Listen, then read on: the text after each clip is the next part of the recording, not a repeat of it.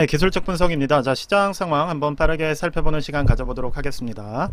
자, 나스닥 기준으로 어제 횡보하는 모습, 즉 보합으로 마무리가 되었고, 자, QQQ 같은 경우도 거의 보합으로 마무리가 되었어요.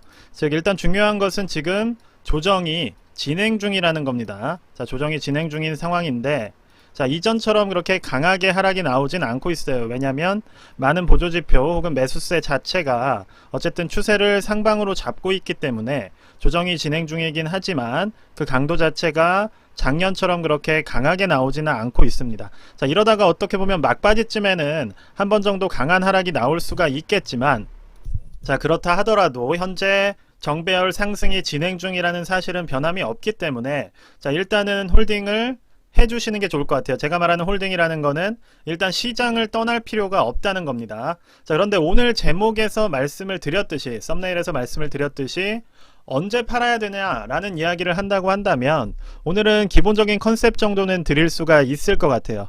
즉 우리가 최근에 많은 분들이 하락이란 얘기를 잘 하지 않습니다. 그리고 뭐 CPI나 뭐 아니면 뭐 PC 아니면 FOMC, 자, 이런 얘기들 작년에만 해도 엄청나게 많이들 하셨었는데 지금 시장을 보면 어때요? 이런 얘기 하시는 분들이 거의 다 사라졌습니다. 즉 상승이 나오면 이러한 근거들은 별 의미가 없다는 거예요. 즉 상승이 나올 때는 우리가 이러한 거시지표라던가 어떻게 보면 실제적으로 시장의 금리나 물가 등을 결정하는 요인들에 대해서 일단 지금 주식이 오르고 있기 때문에 내가 그런 부분에는 오히려 신경을 덜 쓸 수가 있다는 거예요. 그런데 우리가 그렇게 신경을 쓰지 않는 분위기가 잡힌 상황에서부터, 자, 물밑 속에서는 조금씩 위기가 쌓여갈 수가 있다는 겁니다.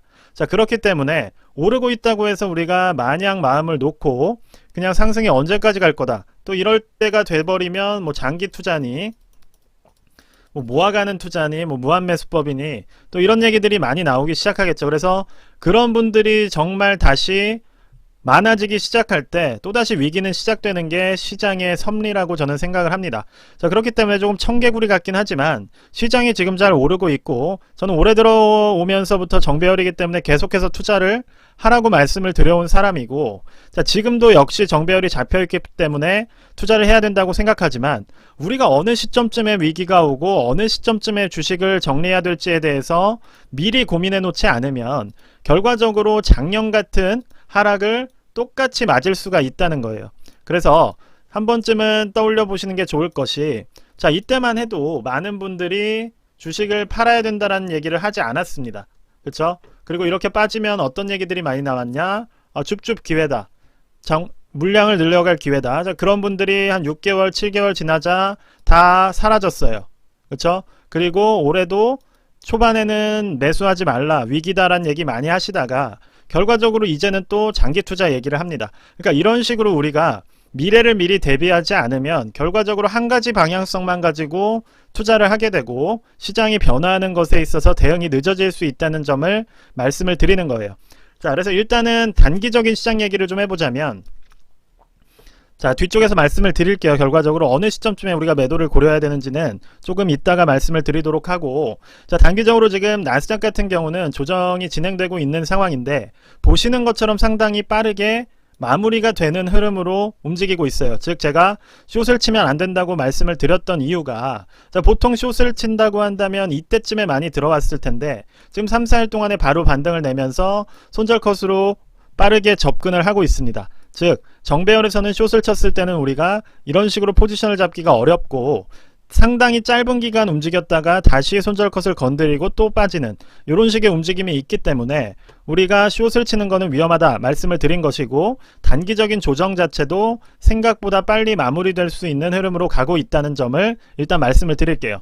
자, QQQ 역시도 비슷한 흐름이고, 자, SPX 즉 S&P 500 역시도 비슷한 흐름입니다. 즉 반도체 역시도 하방을 빠르게 찍고 다시 상방을 볼 수 있는 흐름으로 움직이고 있어요. 그렇기 때문에 우리가 지금 시장 자체는 정배열 구간에서 움직이고 있고, 만약에 조정이 나오더라도 자, 이전의 상단 저항 부분이 지지라인으로 기능할 수가 있기 때문에 그렇게 많은 폭의 하락이 나오지는 않을 수가 있다는 겁니다.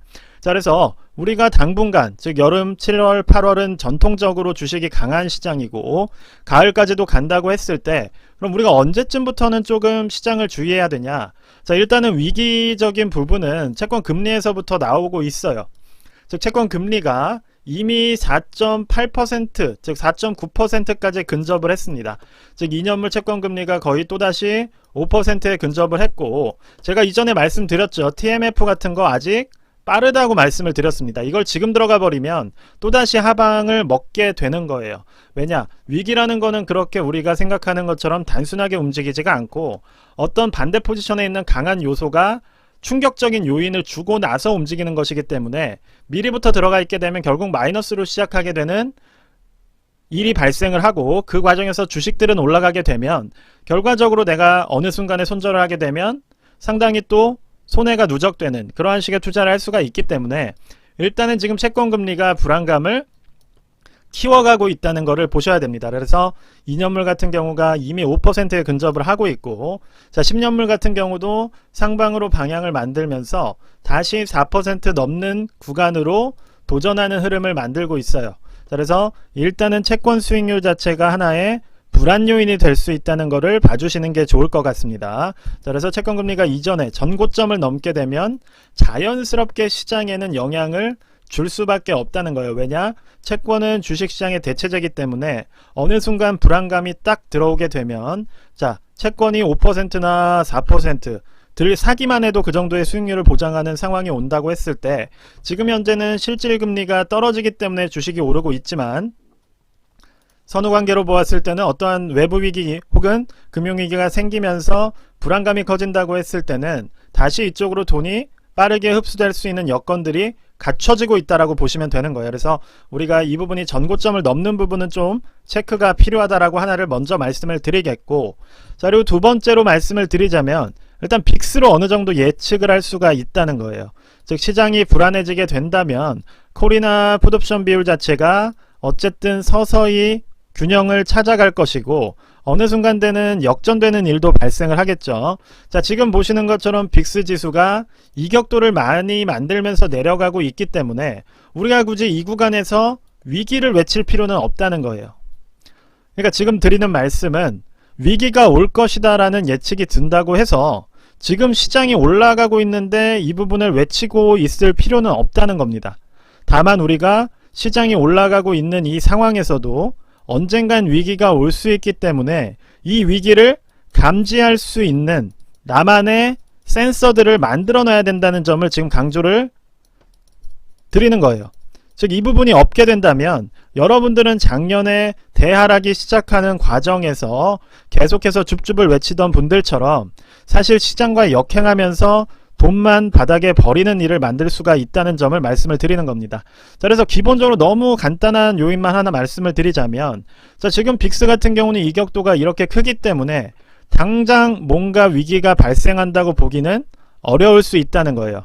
그런데 이 부분이 시장이 계속 올라가는 과정에서 자, 어느 순간에 정배열을 만들어가는 흐름으로 움직인다면 이쯤에는 우리가 어떻게 하는 게 좋겠어요? 조심하는 게 좋다는 겁니다. 그러니까 이때 우리가 굳이 전재산을 투입하고 대출을 받아서 매수를 하고 하는 것이 아니라, 자 요런 시기가 왔을 때는 오히려 조금 몸을 사리면서 어디선가 위기가 터질 수도 있겠네, 돈을 좀 아껴둬야겠다라는 생각을 우리가 할 수 있다는 점을 말씀을 드리는 겁니다.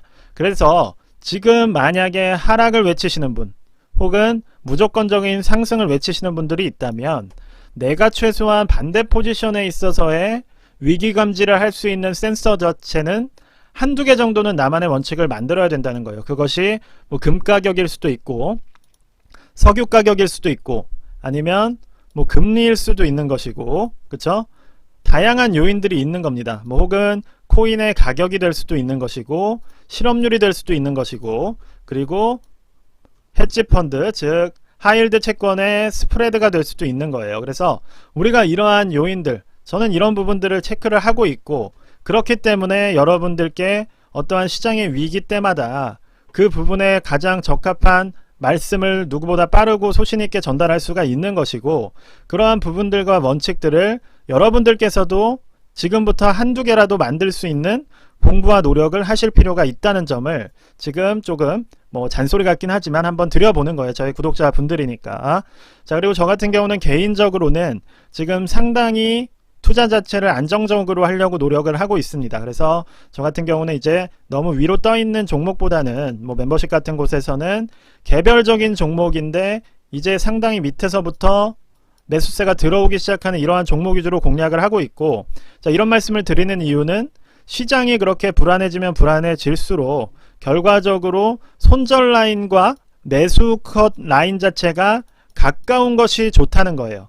그러니까 위기가 오면 올수록 이 손절 라인이 가까워야 수익을 최대한 지킬 수가 있고, 반대로 우리가 뭐 엔비디아 같은 종목도 좋은 종목이지만, 자, 이러한 종목 자체가 예를 들어서 매수를 여기서 했다고 한다면 우리가 손절 컷을 잡기 위해서는 최소한 이 정도, 그쵸? 뭐 10% 이상, 뭐 더 길게 간다면 240달러까지도 갈 수가 있는 거예요. 그래서 자, 이렇게 손절 컷 자체가 너무 하방에 있는 종목들은 오히려 조정이 왔을 때 빠르게 무너질 수가 있기 때문에, 자, 이런 부분들에 대해서는 위기관리가 필요하고, 그러한 이유로서 제가 테슬라 같은 경우는 이때부터 추천을 드렸던 이유가 어때요? 손절 컷을 짧게 가져갈 수가 있기 때문이에요. 자, 그래서 이러한 종목들 위주로 우리가 지금은 공략을 하는 것이 조금은 안전하지 않을까라는 개인적인 생각을 하고 있다는 점 마지막으로 조금 말씀을 드리겠습니다.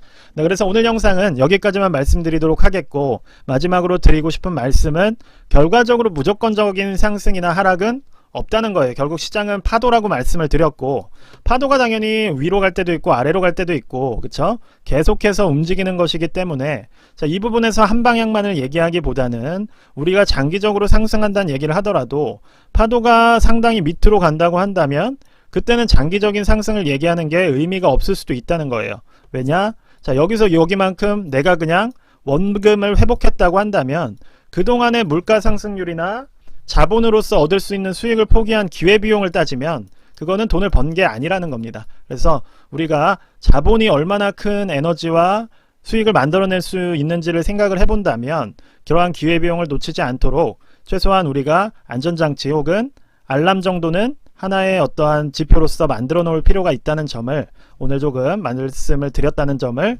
강조를 드리겠습니다. 네, 그래서 오늘 영상은 여기까지만 말씀드리도록 하겠습니다. 네, 영상이 도움이 되셨으면 구독과 좋아요도 좀 부탁드립니다. 감사합니다.